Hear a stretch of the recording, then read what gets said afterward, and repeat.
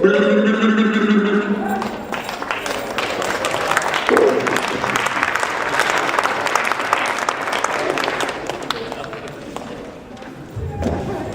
right, we've got a few filmmakers to talk to. How'd you guys like that block of film? Excellent, excellent. Please do fill out your ballots, 1 through 5, 5 is best. And also rate the feature if you're staying for the feature, which we hope you do. And if the filmmakers could please take the stage. Filmmakers. I know you're back there. Filmmakers, the stage is up here. It is not in the back of the theater. Boy, shy filmmakers, who would have thought? I think we got the Suicide Pinto crew here. And tossers, right? Yeah. Where's the mohawk? I don't know, I thought the mohawk looked pretty cool. All right, so who's got questions for these guys? Questions? Yeah, back there. What did you guys do with the car? Was that the question? What did you guys do with the car? The car was given to a friend who's entering it this May, I believe, in a 2-day endurance rally. No car can be over $500 in value. And he can't spend more than $500 fixing it too, so I think that's, and I told him I'm not responsible if it blows up on him, so. More questions? Well, I have a question actually. What made you think of Frisbee dance? Good question. I'd done a couple other documentaries and I wanted to do another one, and I wanted to do it on an extreme sport of some kind. Wasn't really sure what kind yet, so I started experimenting with a bunch of words that wouldn't normally go together, like naked chainsaw juggling or something, which is my next film, actually, and my last. And I came up with gay Frisbee dancing, and I thought, okay, well, that's interesting, and just kind of grew from there.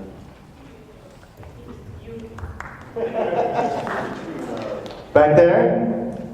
I want to know what inspired you to write the song, Suicide Pinto. Okay, what inspired you to write the song? You want to take that one? I like the shirt better. Thank you. I was at an intersection waiting to turn left. I got the green light to turn left, this is years ago.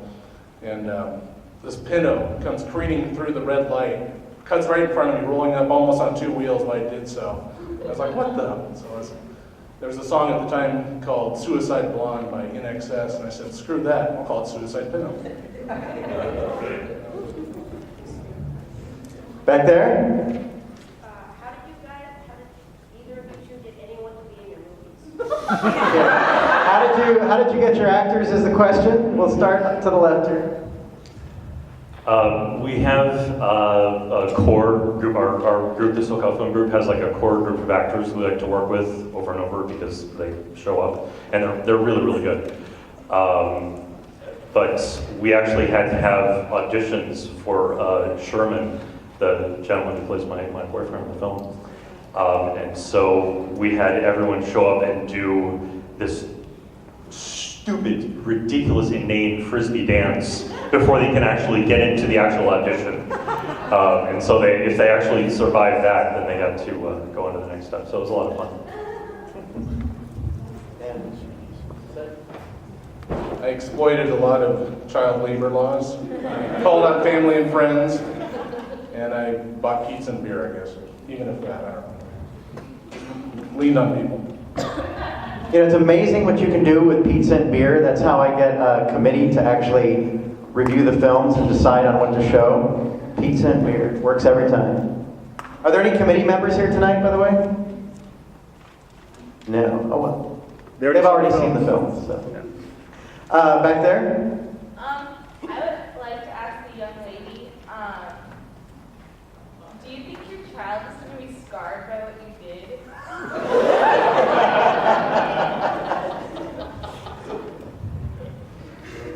I look at it as a wonderful experience for him, and I hope he just continues on in the pursuit of art.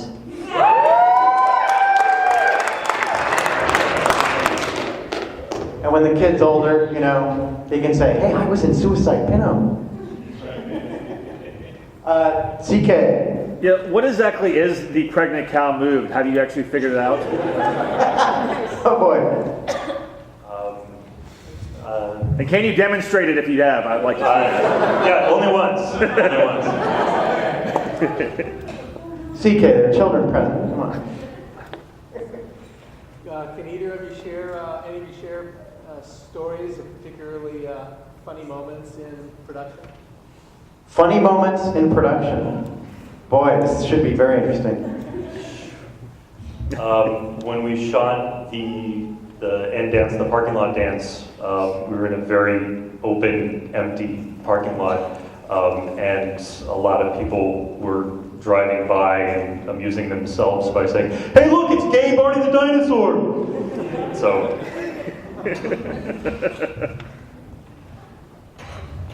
What sticks out in my mind is just driving around Chinatown, and there were a lot of police cars around. We're trying to get a shot during the day there. It wasn't used, but it just amazed me that no police pulled us over.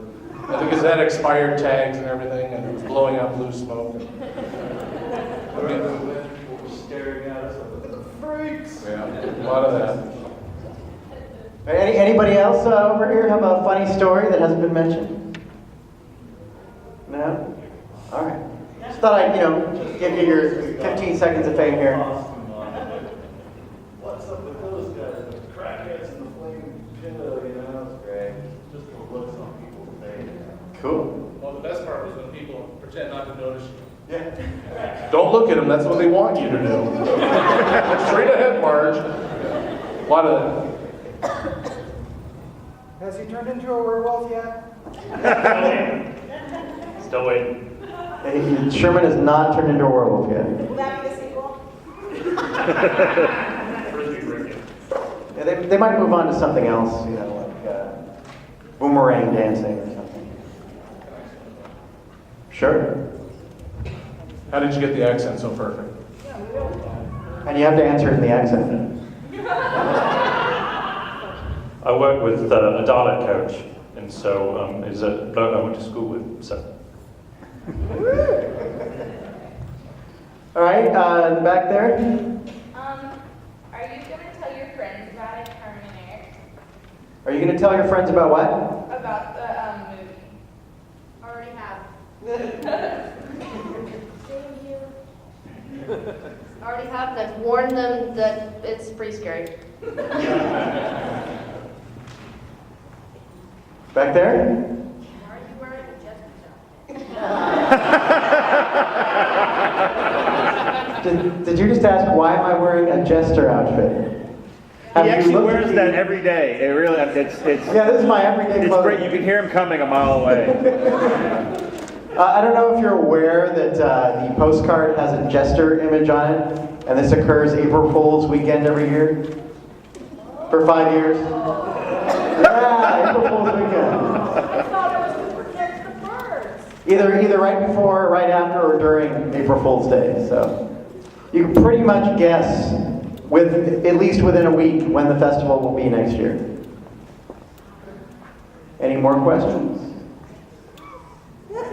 No more questions? Oh, wait, yes? You mean the 9 o'clock film tonight? Yes, it's called Occasional Monsters, and it's about these two guys who decide to start a business as monster hunters. And they have some difficulties. And it's a mockumentary. And it's from Scotland, I should mention. So, they all have accents. In the back there? Yeah, to both of you as filmmakers, what's the next place you're going to have your film shown? The next place you're going to have your film shown, and I'll add on to that, and what film are you going to do next? You've kind of almost sort of answered that second question. We're playing a film festival called Smog Dance, and then one called Mock Fest within the next month. And right now, we're actually working on the feature version of Tossers. Woo, awesome. It's when people watch it on YouTube, I guess. And the next one we're going to do is called My Car, and it's all about some stuffy guy with some fancy car that he doesn't even want people to touch or look at. So it'll be a much different costuming for that. Dress up like a yummy. So has anybody else on your cast and crew here decided, you know what, I want to make my own film? I made a few. Okay, so you tell us what your next film's going to be. I'm a performer. I teach physics using circus tricks, and I've made a couple of movies that reveal that and how it's done and whatnot. And they've been sold and carried to several different countries by people who teach physics. They want to have these examples. I'm at jugglemania.com, and I just want to know, you can make tens of dollars. In your lifetime, yeah.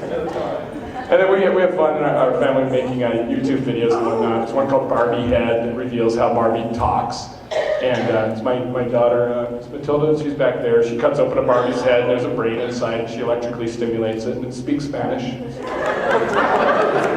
beautiful. Fight of the Chili Beanies 2. Okay, more questions? Back there?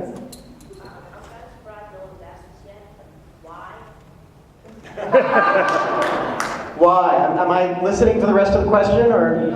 Just why? Why? Okay, answer this any way that you feel like. Why not? Okay, we have a why not?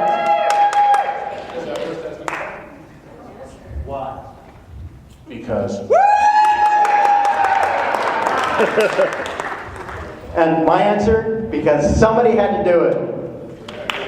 Yeah. Oh, we have another answer. I heard Harry Shearer being interviewed a while back, and when they asked him why Spinal Tap is and all of that, Harry Shearer said, "Well, laughter helps fight cancer. What are you doing?" Good. What I'm doing, of course, is getting people to eat their broccoli, but it fights cancer too, you know. More questions? Yes, in the back there. How did the election turn out for Rocky Man? Well, you know, they don't give the results for write-in votes, so I have no idea if Broccoli Man beat Mickey Mouse or Darth Vader or not. But, you know, there is a surprise turn of events. There was a surprise turn of events in the campaign, and if you're here tomorrow night, I'll throw that one on, like, at the beginning of the block.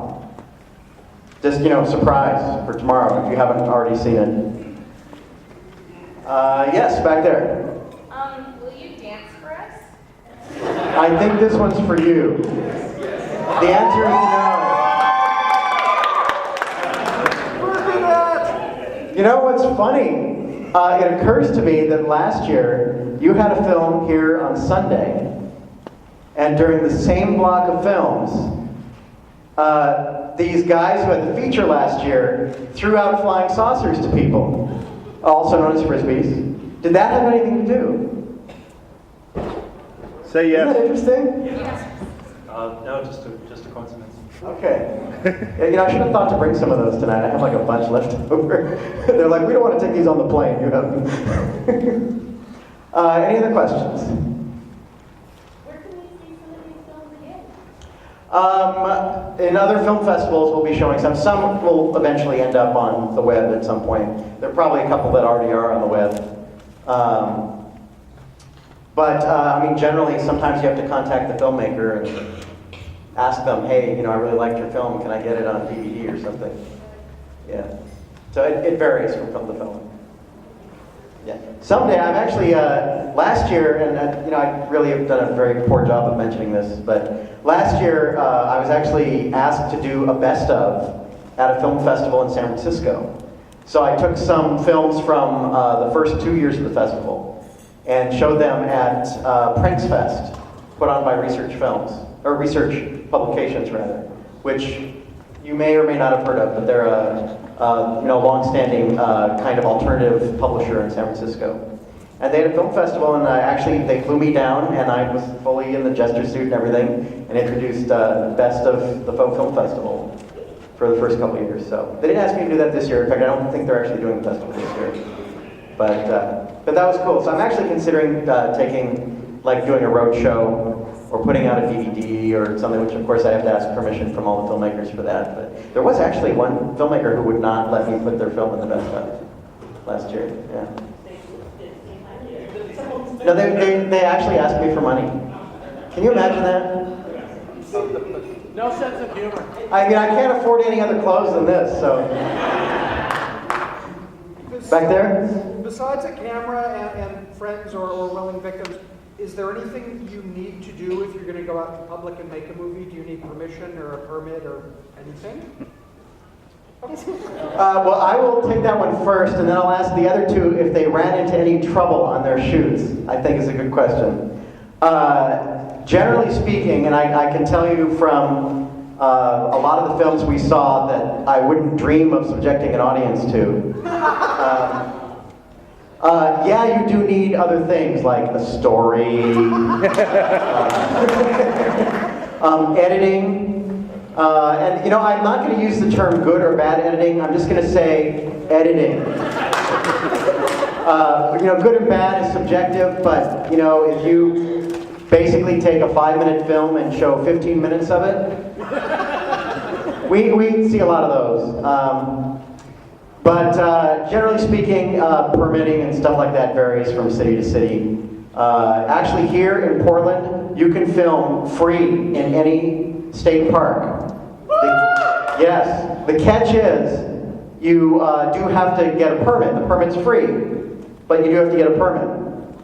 And I believe there are certain parameters that require insurance, but I think that depends on the budget of the film. But yeah, you can get a permit to film in any Oregon State Park for free, which is very cool. And if you guys want to answer any questions about issues you ran into? No issues? Because you know everything and didn't run into any problems. Okay, how about you? No threats, burn a car, no problem, yeah. They were quick. Okay, that's a good tip. They were quick. Don't run away. Back there? Yeah, do you of these teams have to deal with SAG and how did that go? I'm guessing no, but I'll let them answer. No union issues in this production. Yeah, we had some SAG actors in the film, but we just filled out the SAG waiver paperwork and it was fine. Cool. Back there? Carmen and Eric, were you scarred by the making of the movie, seeing your family like this, or were you inspired? Who is this for you? I think a little of both, but I think I was scarred beforehand, so either way, I'm okay. A lot of questions about being scarred. Interesting. Over there? What kind of editing equipment did you use? Editing equipment. Final Cut Pro? Final Cut Pro, that was, and Final Cut Pro. Final Cut Pro. And since I did have the Broccoli Man film, and since I don't have a Macintosh, I just gotta put in a word for PCs. Yeah, Adobe Premiere Pro. Yeah. Anybody guess? I guess I got one. I just love the sublime silliness of tossers. I love that one very much. It was very good. I wonder if the people that made I Will Hurt You. And I'm just wondering how you can tell if it's a mockumentary from a real. How do you tell if it's mockumentary from real? Sometimes it is hard to tell. Yeah. In fact, there was one feature that we almost showed, but chose not to, mainly because it seemed too real, and if it seems perfectly real, you don't laugh.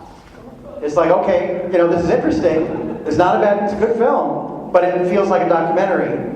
I'm not laughing, therefore, should I show it at the Faux Film Festival? No, so it's, how do you tell the difference? Was that really your question? Yeah, you can't always. Sometimes they give you little clues. There was the guy in New Zealand. Peter Jackson, yeah. Peter Jackson did an actually really well done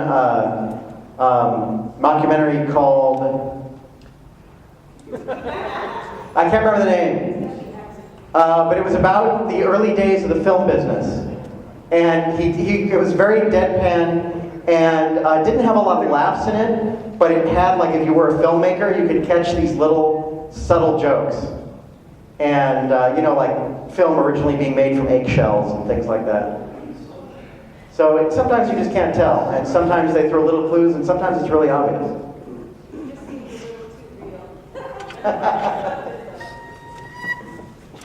More questions? Back there?